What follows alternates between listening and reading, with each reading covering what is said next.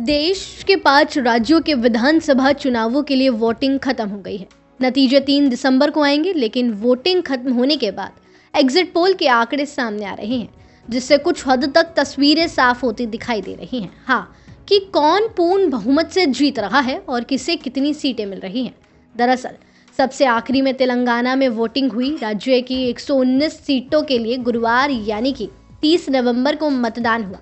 तेलंगाना में वोटिंग के बाद एग्जिट पोल के आंकड़े सामने आए। एग्जिट पोल के आंकड़ों के मुताबिक 5 राज्यों में से 4 राज्यों में बीजेपी को सत्ता में आने की कोई उम्मीद नहीं दिख रही है। एग्जिट पोल की माने तो मध्य प्रदेश में ही बीजेपी पूर्ण बहुमत से सत्ता में आ रही है। बाकी 4 राज्यों की बात करें तो बीजेपी को हार का सामना करना पड़ सकता है। बता दें, ज्यादातर एग्जिट पोल में मध्य प्रदेश में बीजेपी को आगे बताया गया और राजस्थान में कांटे का मुकाबला बताया जा रहा है, जबकि तेलंगाना और छत्तीसगढ़ में कांग्रेस को बढ़त मिलने का अनुमान है।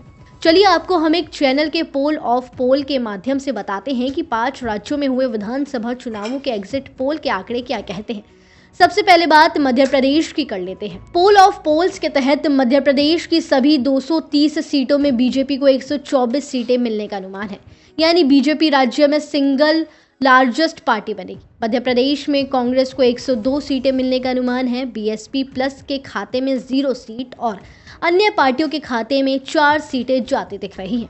मध्य प्रदेश में बहुमत का आंकड़ा 116 है। अब हम बात कर लेते हैं छत्तीसगढ़ की सभी 90 सीटों की। पोल ऑफ पोल्स के मुताबिक छत्तीसगढ़ की सभी 90 सीटों के नतीजे सामने हैं। इनमें से कांग्रेस को 49 सीटें मिलती दिख रही हैं, यानी छत्तीसगढ़ में कांग्रेस की फिर से सरकार बनने का अनुमान है, जबकि बीजेपी को 38 सीटें मिलती दिख रही हैं, यानी छत्तीसगढ़ में बीजेपी का इंतजार 5 साल के लिए बढ़ सकता है। दूसरी पार्टियों की बात करें तो बीएसपी के खाते में 0 सीट जाती दिख रही हैं, जबकि अन्यों के खाते में 3 सीटें मिलने का अनुमान है। छत्तीसगढ़ में बहुमत का आंकड़ा 40 के पार रहने वाला है। इसके बाद हम बात करेंगे राजस्थान की। पोल ऑफ पोल के मुताबिक इस बार राजस्थान में क्या होने वाला है, क्योंकि राजस्थान की परंपरा रही है हर 5 साल बाद सत्ता बदलने की। तो क्या इस बार ये परंपरा बरकरार रहेगी या फिर कुछ उलटफेर होगा? चलिए बताते हैं। पोल ऑफ पोल्स के मुताबिक राजस्थान में सत्ता बदलने का रिवाज बरकरार रह सकता है, यानी जनता ने इस बार कांग्रेस को छोड़कर बीजेपी पर भरोसा जताया है। पोल ऑफ पोल्स के मुताबिक राजस्थान की 199 सीटों में से बीजेपी को 104 सीटें मिलती दिख रही हैं। इसका मतलब साफ है कि बीजेपी को राज्य में पूर्ण बहुमत मिलने का अनुमान है। इसके साथ ही कांग्रेस को आपको बता दें कि 85 सीटें मिलती दिख रही हैं। अगर एग्जिट पोल के नतीजे सही साबित हुए तो अशोक गहलोत को सीएम की कुर्सी गंवानी पड़ सकती है। राज्य में बहुमत का आंकड़ा 101 है। बता दें, राजस्थान की कुल 200 सीटों में से 1 सीट पर कांग्रेस उम्मीदवार के निधन के कारण चुनाव स्थगित हो गए थे। मिजोरम के पोल ऑफ पोल की बात करें तो यहाँ जोरम पीपल्स मूवमेंट यानी कि ZPM की सरकार बनती दिख रही है।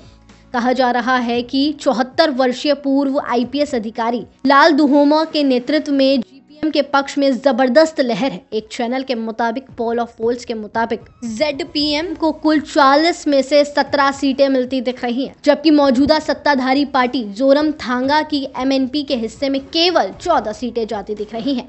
7 सीटों के साथ कांग्रेस तीसरी पार्टी बनकर उभर सकती है। भगवा पार्टी बीजेपी के खाते में 1 सीट मिलने का अनुमान है केवल, जबकि अन्य के खाते में भी 1 सीट जाने का अनुमान लगाया गया है। ये बहुमत का आंकड़ा 21 है।